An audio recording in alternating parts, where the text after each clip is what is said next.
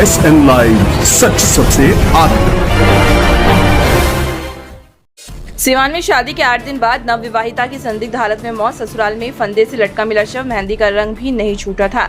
दरोंदा थाना क्षेत्र के पूर्वी हड़सर गांव से सोमवार की शाम एक दिल दहला देने वाली घटना सामने आई है। महज 8 दिन पहले शादी के बंधन में बंधी 20 वर्षीय नवविवाहिता सुधा कुमारी का शव ससुराल में फंदे से लटका हुआ मिला। इस घटना ने पूरे इलाके को हिला के रख दिया है। मृतका के मायके वालों ने ससुराल पक्ष पर गंभीर आरोप लगाए हैं और पुलिस मामले की जांच में जुट गई है। जानकारी के अनुसार गोपालगंज जिले के बरौली थाना क्षेत्र की मिर्जापुर गांव निवासी सत्येंद्र मांझी की बेटी सुधा कुमारी की शादी 2 जून 2025 को दरोंदा थाना क्षेत्र के पूर्वी हड़सर गांव निवासी लालमन मांझी के पुत्र प्रीतम कुमार से हिंदू रीति रिवाजों के साथ संपन्न हुई थी। शादी के बाद सुधा अपने ससुराल में रह रही थी। सब कुछ सामान्य चल रहा था, लेकिन सोमवार की शाम को उसके ससुराल में एकाएक हंगामा मच गया। ग्रामीणों से मिली जानकारी के अनुसार सुधा कुमारी का शव उसके कमरे में फंदे से लटका हुआ मिला। जब परिजनों ने दरवाजा खोला तो नजारा देखकर दंग रह गए। उसकी कलाई पर अभी भी मेहंदी का रंग ताजा था, जिससे अंदाजा लगाया जा सकता है कि शादी के बाद का समय बेहद कम गुजरा था। परिजनों का कहना था कि खुश मिजाज और हंसमुख स्वभाव की थी, जिससे आत्महत्या की आशंका पर भी सवाल खड़े हो रहे हैं। जैसे ही इस घटना की खबर सुधा के मायके पहुंची, परिवार में कोहराम मच गया। मृतकों के पिता सत्येंद्र मांझी और अन्य परिजन घटना स्थल पर पहुंचे और पुलिस को सूचना दी। सूचना मिलते दरोंदा थाना की पुलिस मौके पर पहुंचे, शव को कब्जे में लेकर पंचनामा की प्रक्रिया शुरू कर दी। पुलिस द्वारा शव को पोस्टमार्टम के लिए भेजा गया है ताकि मौत के कारणों की स्पष्ट जानकारी मिल सके। परिजनों ने लगाए दहेज हत्या के आरोप। मृतका के पिता सत्येंद्र मांझी ने आरोप लगाया है कि उनकी बेटी सुधा को शादी के बाद से ही दहेज के लिए प्रताड़ित किया जा रहा था।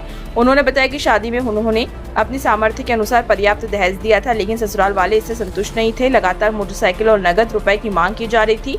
जब मांग पूरी नहीं की गई तो उनकी बेटी को प्रताड़ित किया जाने लगा। सत्येंद्र मांझी ने कहा है कि सुधा ने 1-2 बार फोन पर उन्हें अपनी पीड़ा भी बताई थी, लेकिन उन्होंने सोचा है कि समय के साथ सब कुछ ठीक हो जाएगा। उन्हें क्या पता था कि उनकी लाडली को इस तरह से मौत के घाट उतार दिया जाएगा। उन्होंने ससुराल पक्ष पर हत्या कर लटकाने का आरोप लगाया है और न्याय की मांग की है। पुलिस ने कहा जांच के बाद होगा खुलासा। इस घटना को लेकर दरोंदा थाना अध्यक्ष ने बताया कि सूचना मिलते ही पुलिस मौके पर पहुंच गई थी और शव को कब्जे में लेकर पोस्टमार्टम के लिए भेज दिया गया है। मामले की गंभीरता को देखते हुए फॉरेंसिक टीम को भी सूचना दी गई है ताकि घटनास्थल से साक्ष्य एकत्रित किए जा सके। उन्होंने कहा है कि अभी किसी नतीजे पर पहुंचना जल्दबाजी होगी। पोस्टमार्टम रिपोर्ट और जांच के आधार पर आगे कार्रवाई की जाएगी। थाना अध्यक्ष ने ये भी कहा है कि मृतका के परिजनों के बयान दर्ज किए जा रहे हैं और उनकी शिकायत के आधार पर प्राथमिकी दर्ज कर ली जाएगी। यदि ससुराल पक्ष के लोगों की संलिप्तता पाई जाती है तो कड़ी कानूनी कार्रवाई की जाएगी।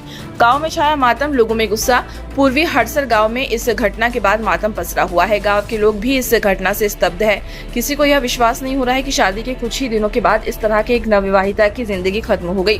ग्रामीणों ने भी इस घटना की निष्पक्ष जांच की मांग की है। महिलाओं में उबाल, न्याय की मांग। घटना के बाद से गाँव की महिलाएं और स्थानीय सामाजिक कार्यकर्ता भी सामने आए हैं। उन्होंने इसे महिला उत्पीड़न का गंभीर मामला बताते हुए दोषियों के खिलाफ सख्त कार्रवाई की मांग की है।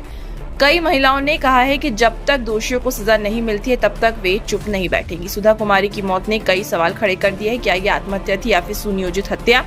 क्या वाकई दहेज प्रथा ने एक और बेटी की जान ले ली? इन सवालों के जवाब पुलिस जांच के बाद ही सामने आएंगे। लेकिन इतना तो तय है कि सुधा की मौत ने पूरे इलाके को झंझोर के रख दिया है और एक बार फिर से समाज में दहेज जैसी कुप्रथा पर गहरा सवाल खड़ा कर दिया है।